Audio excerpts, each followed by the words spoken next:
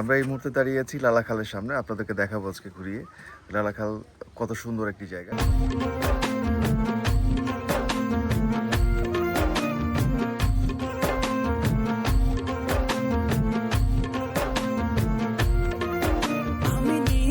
আপনারা ইতিমধ্যে জানেন যে লালাখাল খুব চমৎকার একটা জায়গা, যার পানি হচ্ছে নীল বর্ণের। আমার সত্যি খুব ভালো লাগছে যে এত চমৎকার একটা জায়গায় আসতে পারছি।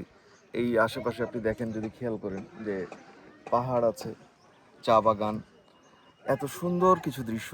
আপনি যদি মনোরম একটা পরিবেশে যদি কোনো একটা বেলা যদি এখানে কাটিয়ে দিতে পারেন, আপনার মনেই হবে যে আপনি খুব চমৎকার একটা জায়গায় এসেছেন। আপনার স্বর্গীয় একটা অনুভূতি অনুভব করবেন।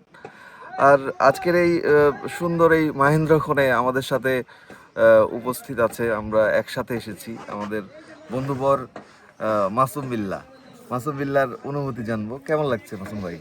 লালাখালের অনুভূতি বরাবরই খুবই চমৎকার, আসলে খুবই ভালো জায়গা। আসলে নীল পানিটা এখানকার প্রধান আকর্ষণ। প্রাকৃতিক কোনো কারণ থাকতে পারে, অথবা প্রকৃতিতে রাসায়নিক কোনো মানে খনিজ, আমার মনে হয় এটা খনিজের কোনো ইয়ে। যেহেতু এই অঞ্চলে আমরা পাশেই দেখেছি হরিপুর গ্যাস ফিল্ড আছে, আবার পাথর পাওয়া যায়, বালি ডুমার বালি। এইটার কোনো সৃষ্টিকর্তার অমোঘ কোনো ইয়া আছে, লীলা আছে, অবশ্যই মিরাকেল হতে পারে। ফয়সাল তো সবসময় ভিডিওই নেয়, কিন্তু আজকে ভিডিও ক্যামেরার সামনে আসতে কেমন লাগছে? আসলে ভাই ক্যামেরার সামনে এইভাবে কখনো আসা হয় নাই। আচ্ছা, ক্যামেরার পিছনেই কাজ করেন আপনি? ক্যামেরার পিছনেই কাজ করাটা আসলে খুব আনন্দদায়ক। আচ্ছা, কারণ সকল কিছু ফুটে তোলাটাই হচ্ছে আমার দায়িত্ব, সবকিছু ক্যাপচার করাটাই আমার দায়িত্ব। প্রকৃতি এতটাই সুন্দর, আসলে আমরা ওই জায়গা থেকে বসে থেকে ভিডিও দেখে আসলে সেটার কোনো কল্পনা করতে পারি না। আপনি মিস করছেন কাকে? আমি মিস করছি আমার মেয়েকে। আর কাউকে আপনি যে আপনার কর্মজীবনের অনেকের কথাই বলছিলেন, এরকম কাউকে মিস করছেন নাকি? আমি সর্বপ্রথম সোয়ান ভাই, আচ্ছা, টিটু ভাই, আচ্ছা, আমি দুজনকে খুব বেশি মিস করি। আচ্ছা, তাদের জন্য দাদাকে মিস করছেন না? দাদা আপনাকে কিন্তু মিস করছে না ফয়সাল? না, দাদা চলে আসলে দেখবে কে? আমরা আজকের যে আমাদেরকে যারা যেই মাঝি আমাদেরকে ইয়ে করেছে, চমৎকার একজন মাঝি, সেই মাঝিকে আপনাদের কাছে নিয়ে আসবো। তুই তারারে ভিনদেশি হই আমি নিজের থেকে বেশি, আমি তোরে ভালোবাসি আমার মনের আকাশে। প্রাকৃতিক যে পাহাড় থেকে যে পানিটা আসে, হ্যাঁ, পাহাড় থেকে যে পানিটা আসে সেটা হচ্ছে আপনার প্রাকৃতিক পানি। হ্যাঁ, এই পানিটা সচরাচর এমনি ঠান্ডাই হয়ে থাকে, কারণ এটা দেখা যাচ্ছে যে আর্টিফিশিয়াল কোনো কিছু নয়, এটা বহমান পানি।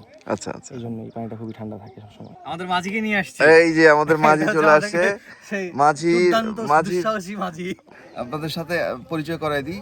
আমাদের এই বিশাল এক নৌকা, যে নৌকার মাঝি হচ্ছে রিয়াদ পড়াশোনা করে কোথায়? পূর্বরাজ প্রাইমারি স্কুলে রিয়াদ পড়াশোনা। তুমি কতদিন থেকে এই নৌকা করছো? 2 বছর থেকে। তোমার এই নৌকা কিভাবে তুমি চালানো শিখলা? কার কাছ থেকে? তোমার বাবা নাকি কোন? হ্যাঁ, তুমি একাই শিখেছো? তোমার মানে তোমার ফ্যামিলিতে কে আছে?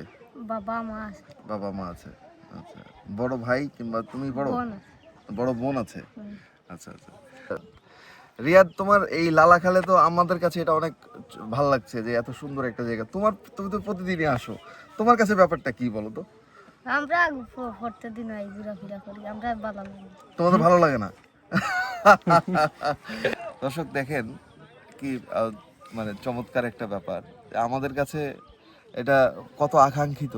সেই সুদূর রাজশাহী থেকে চলে এসেছি আমরা এই লালাখাল দেখবো বলে, কিন্তু রিয়াদের মতো মাঝিদের কাছে এটা নিতান্তই বিলাসিতা নয়। এটা তাদের কাছে মনে হয় বিনোদনের কোনো জায়গায় তাদের কাছে মনে হয়নি। এটা তারা মনে করছে যে তার জীবিকা নির্বাহের জায়গা। তবে তোমার কি মনে হয় না যে আসলে আমরা যে এত দূর থেকে মানুষগুলো আসছি, এই মানুষগুলো কেন পছন্দ করছে? এটা তোমার কি কারণে মনে হয়?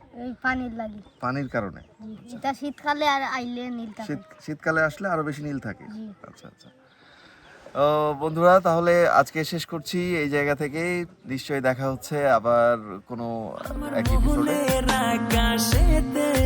তুই তারারে ভিনদেশি হই আমি নিজের থেকে বেশি।